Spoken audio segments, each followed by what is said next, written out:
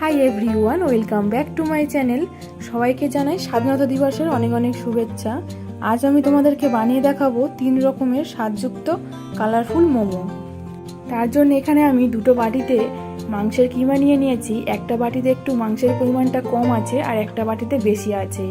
যে বাটিটায় মাংসের পরিমাণটা কম আছে সেটা হবে গন্ধরাজ মোমো, আর যে বাটিটায় মাংসের পরিমাণটা বেশি আছে সেটাই হবে ম্যাঙ্গো মোমো।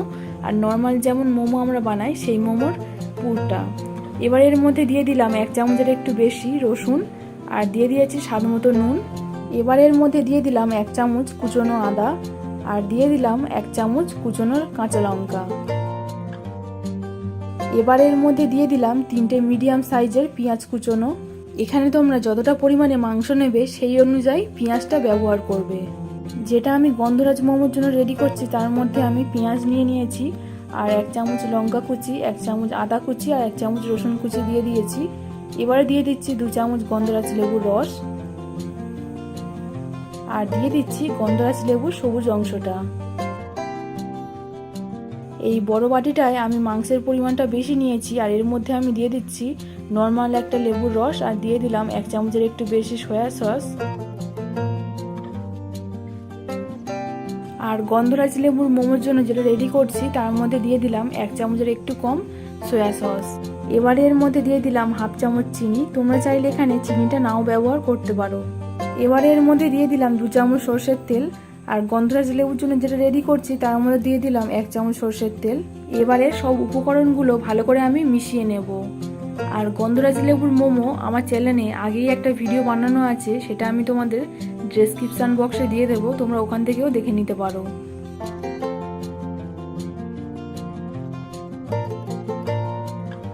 মাংসের পুরটা আমি ভালো করে ম্যারিনেট করে নিয়েছি। এবারে আমি ময়দাটা মেখে নেব। এখানে আমি হাফ বাটি ময়দা ব্যবহার করেছি, আর এর মধ্যে দিয়ে দিলাম পরিমাণ মতো নুন, আর দিয়ে দিচ্ছি 2 চামচ সাদা তেল।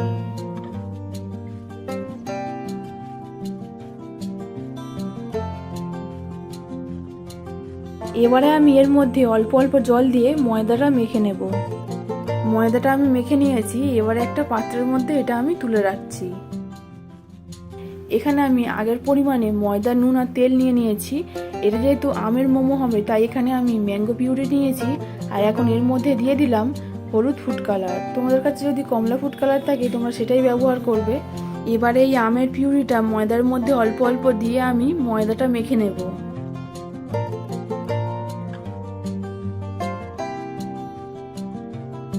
আমের সাথে ময়দাটা আমি ভালো করে মেখে নিয়েছি। এবার একটা পাত্রের মধ্যে এটা আমি তুলে রাখবো। আবারও একইভাবে এখানে ময়দা নিয়ে নিয়েছি, আর এটা যেহেতু গন্ধরাজ মোমো হবে তাই এখানে লেবুর রসের মধ্যে আমি সবুজ ফুড কালার মিশিয়ে আর জল মিশিয়ে নিয়েছি। এবারে এই জলটা আমি এই ময়দার মধ্যে অল্প অল্প করে দিয়ে আমি ময়দাটা মেখে নেব। ময়দাটা আমার ভালো করে মাখা হয়ে গেছে। এবার সব ময়দার ডো থেকে আমি লেচি কেটে নেব। এখানে আমি 3 রকম কালারের লেচি কেটে নিয়েছি, আর এবারে একটা করে আমি লেচি নেব, নিয়ে আমি রুটির মতো পাতলা করে বেলে নেব।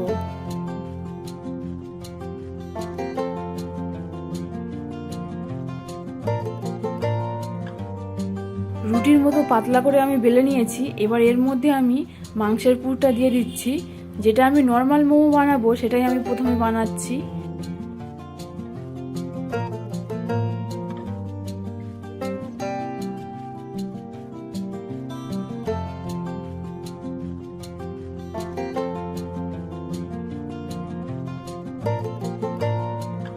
এবারে মোমোটা কিভাবে মুড়ছি তোমরা ভালো করে দেখো, দেখলে বুঝতে পারবে।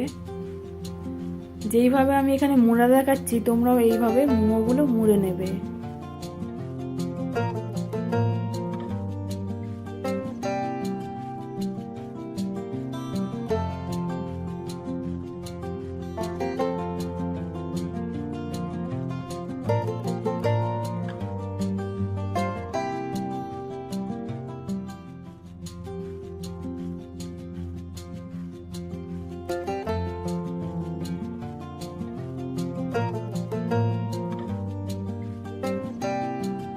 একটা মোমো আমাদের বানানো হয়ে গেছে, তোমরা দেখেই বুঝতে পারছো কত সুন্দর ভাঁজ পড়েছে।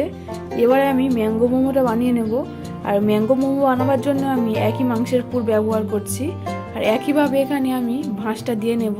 তোমরা আবারও ভালো করে দেখলে বুঝতে পারবে।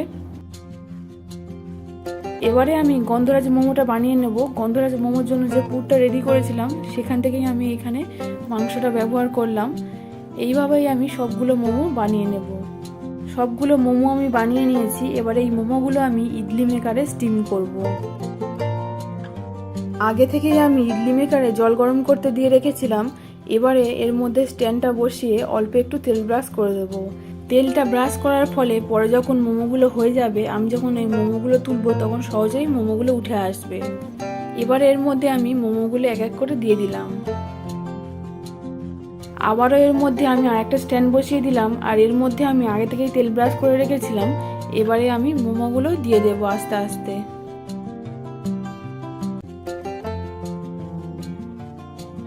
আমি আবারও একবার এই স্ট্যান্ডটা তুলে নিচ্ছি। এই মোমোগুলো আমি তেল ব্রাশ করতে ভুলে গিয়েছিলাম, তাই একটু ওপর থেকে একটু তেল ব্রাশ করে দিচ্ছি।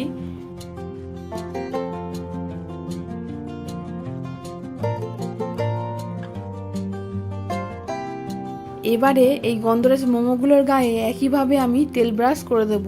এবারে আমি ঢাকনা চাপা দিয়ে দিলাম 15 থেকে 20 মিনিটের জন্য। 20 মিনিট পর আমি ঢাকনাটা খুলে দিলাম। মোমোগুলো এখন আমাদের রেডি হয়ে গেছে। এবারে একটা খুন্তির সাহায্যে আমি মোমোগুলো আস্তে আস্তে তুলে নেব। এইভাবে সব মোমোগুলো আমি বানিয়ে নেব।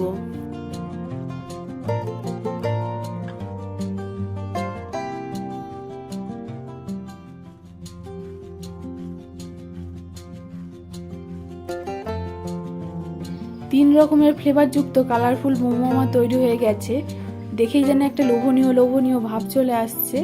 আর এই ম্যাঙ্গো মোমোটা তো আমি একটু অন্যভাবে বানাবার চেষ্টা করেছি। তোমরা একবার বাড়িতে বানিয়ে দেখো, আশা করছি তোমাদেরও খুব ভালো লাগবে। আর আজকের আমার রেসিপিটা ভালো লেগে থাকলে লাইক, কমেন্ট, শেয়ার আর সাবস্ক্রাইব করতে ভুলো না কিন্তু।